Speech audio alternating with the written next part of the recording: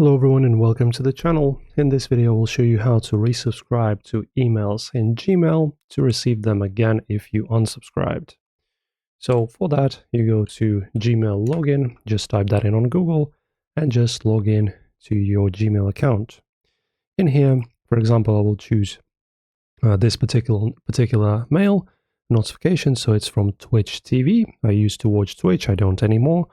But sometimes I do. So for example, as you can see, I unsubscribed from their notifications, and in order for me to subscribe again, I go to their page, and in order to subscribe again, I go to the page of this person, for example, here right onto their stream, and then I enable the notifications again. As you can see, you can just set it to always, and then when you set them to always, not only you will be able to, if you wish, receive notifications on your browser here, but also you can enable them and receive them to your mail if you so desire.